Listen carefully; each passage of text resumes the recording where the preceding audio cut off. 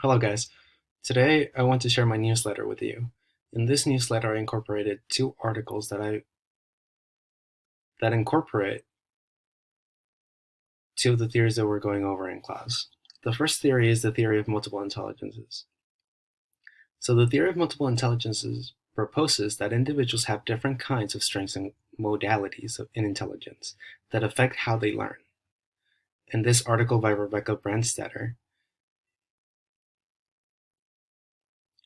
advocates for educators to focus on the strengths of each individual student. The title of this article is How to Help Students with Learning Disabilities Focus on Their Strengths. She talks about her experience working with students with dyslexia.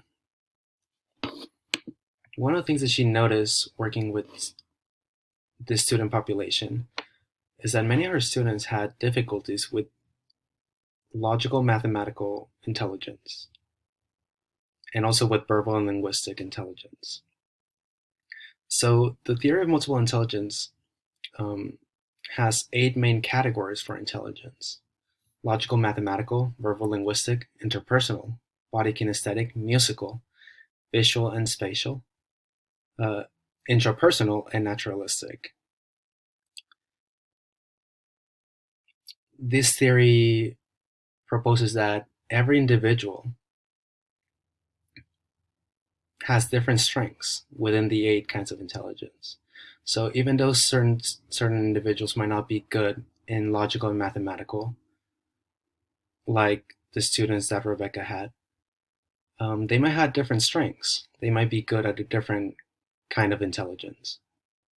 And that's something that she noticed. A lot of her students struggle with math, they struggle with reading and writing. They also struggle with test taking um, and problem solving. But something that she noticed is that many of her students had a strong visual and spatial thinking. And they also had a really great skills in figuring out patterns.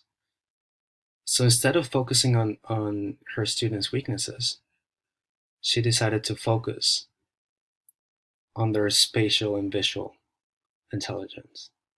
So she had to modify a lot of her teaching and class activities to promote that kind of learning for her students with dyslexia.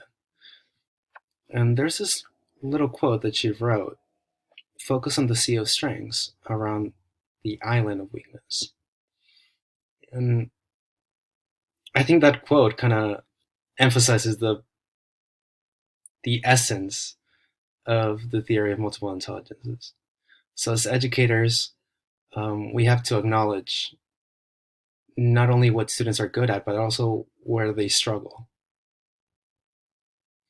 And by acknowledging their strengths and weaknesses, we can modify our teaching methods. We can modify our activities to push and motivate and help those students that are struggling learn in the classroom. That way we can ensure that we're reaching out to every single student and nobody's left behind. Um, Another thing that she mentioned, this is not related to the theories, but I thought it was important, um, because it reminded me a lot of the interview that I had with Dr.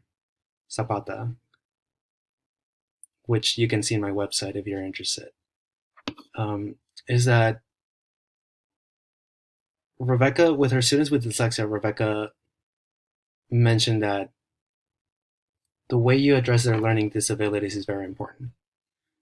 You have to teach the students that even though they have this learning condition, they can still overcome it through hard work and repeated practice.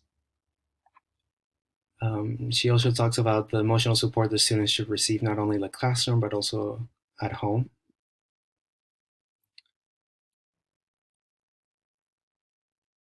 To promote that learning environment and also to let the students know that they are not alone in their struggles.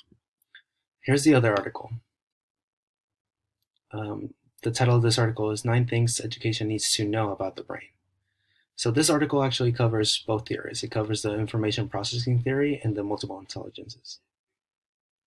So the information processing theory describes how individuals gather information through their senses.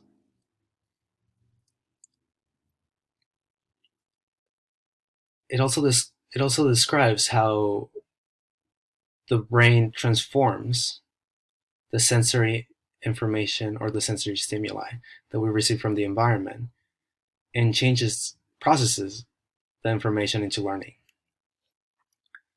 So in the information processing theory, there are three forms of memory. The first one is the sensory memory. And it is through attention that the information gathered through our senses can become short-term memory. So short-term memory, as the name describes, does not last very long. It only lasts for a couple seconds. Also, our short-term memory does not have a huge capacity to hold a lot of information. But all information has to go through not only our sensory memory and our short-term memory.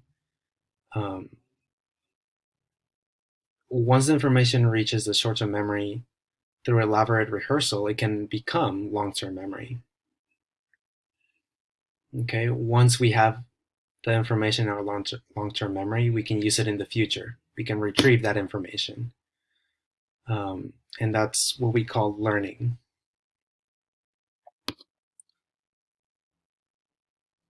So this article describes nine things that educators need to know about the brain. I'm going to skip some of the information that this article has and jump straight to the information that is related to the theories.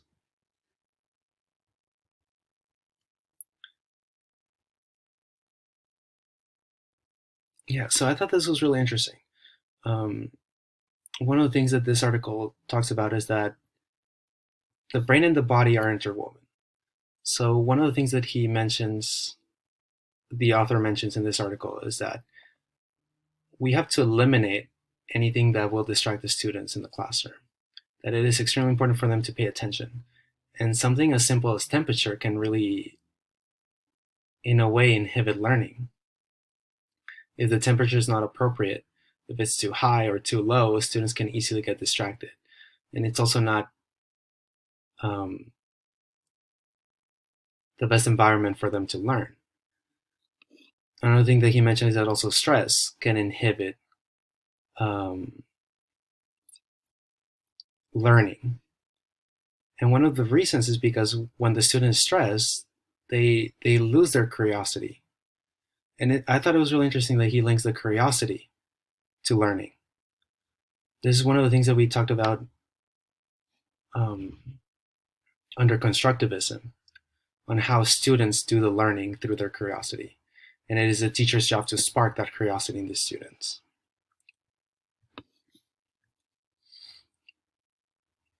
Another thing that he mentions is that one mode of teaching will never reach every student. Basically, that every student learns in different ways. And it is important for teachers to adapt to the different intelligences that students have. Another thing that he advocates for, which is also part of constructivism, is that students learn better when they interact with the concept. So the hands-on activities, and also students doing the learning instead of the teacher just lecturing.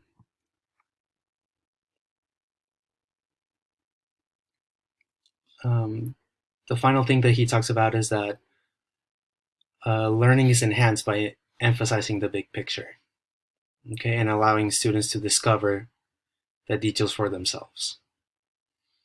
So instead of encouraging students to memorize facts, the teacher's job is to give them an overall picture of the concept and then let students, play and interact with the concept through different activities. There was another thing that I might have skipped. Oh, right here, number 6. So the brain has a short attention span and needs repetition and multiple channel processing for deeper learning to occur. So in this part, he talks about how basically students learn through their senses. And as the teacher promotes more senses to be involved in the learning, students will learn the concept better. So if we, in a way, provoke not only their visual sense, but also their auditory sense for the same concept, either through a song or maybe a poem or even like storytelling, um, all of those things can really promote the learning in the student and also address, the different intelligences that they have.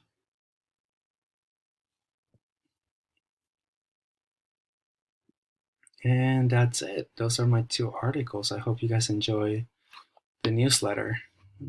I'll talk to you guys next time. Thank you.